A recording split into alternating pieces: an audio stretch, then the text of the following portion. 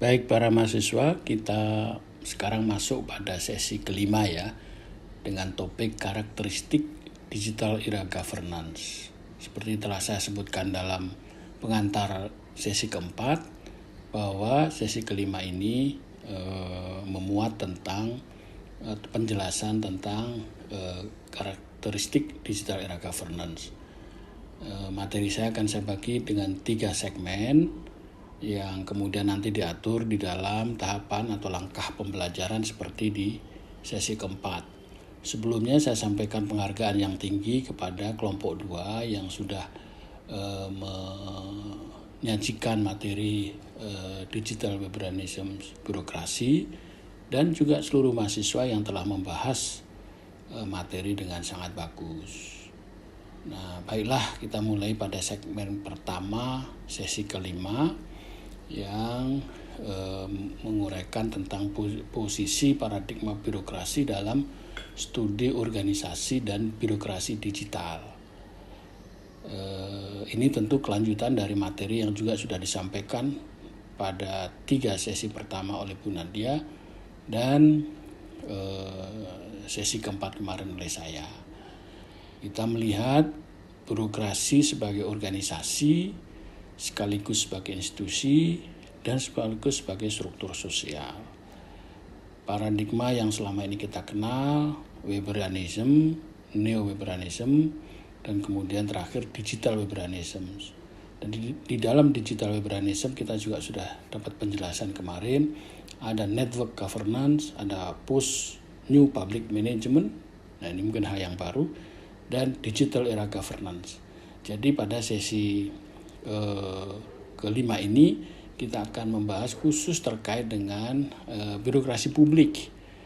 Apa saja yang terjadi, perkembangan paradigma terkait birokrasi publik sampai sekarang terkait dengan digital liberalism birokrasi.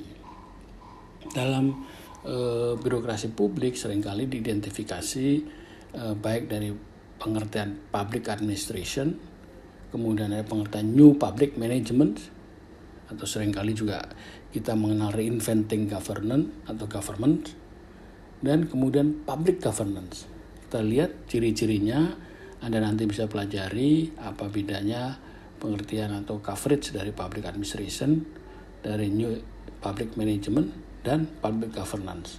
Nah, di dalam public governance ini menarik, pojok kanan paling bawah itu ada network governance, yaitu how self-organizing inter-organizational networks function with or without government to provide public services. Nah, ini yang pada minggu ketiga atau sesi ketiga saya kira sudah dijelaskan secara rinci oleh Ibu Nadia terkait network governance. Sementara itu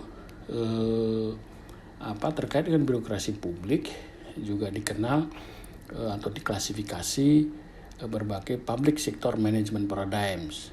Yang ini tentu akan menjadi materi bagian dari materi analisa sosiologi organisasi dan birokrasi digital. Walaupun teman-teman kita di disiplin ilmu yang lain seperti ilmu administrasi ataupun ilmu ekonomi juga membahas hal yang sama, tapi tentu nanti ada sudut pandang tertentu yang berbeda dari segi sosiologi organisasi dan birokrasi digital. Kita lihat di sana ada traditional public administration yang disebut traditional management, kemudian new public management yang intinya adalah e-governance. Nah, selama ini kita sudah mengenal e-governance, tapi kemudian sekarang ada digital era governance. Ini yang tahapan lebih lanjut dari new public management atau e-governance. Nah, yang seperti apa karakteristik dari new era governance, itulah yang kita bahas dalam sesi kelima ini. Kita lihat dari tabel ini ada terkait dengan key actors-nya siapa, ya kan, kemudian role of managers, kemudian approach to public service ethos, challenges of efficiency, contribution democratic process, dan preferred system for service delivery. Inilah isu-isu penting terkait dengan birokrasi publik yang diklasifikasikan dari perkembangan paradigma manajemen sektor publik, yang Anda sebagai mahasiswa sosiologi pun yang mengikuti mata kuliah sosiologi organisasi dan birokrasi digital juga perlu memahami ini, supaya nanti kemudian kalau akan membuat telaah sosiologis itu dapat mengetahui peta lapangan yang dapat dibedakan misalnya dengan analisis ilmu administrasi maupun analisis ilmu ekonomi atau ilmu sosial yang lain. Ada juga yang kemudian membedakan konteks analisis birokrasi sebagai organisasi pada saat yang sama sebagai institusi dan pada saat yang sama sebagai struktur sosial, itu dalam paradigma NPM, New Public Management, atau tadi sudah disebutkan e-governance, kemudian network governance, dan neo-Weberian. Nah, tapi ingat bahwa sekarang ini dalam Weberianism birokrasi pun sudah masuk pada era digital Weberianism birokrasi. Jadi walaupun Anda melihat kategorisasi seperti ini, Anda sudah bisa membedakan bahwa saat ini pun sudah masuk pada era digital Weberianism birokrasi.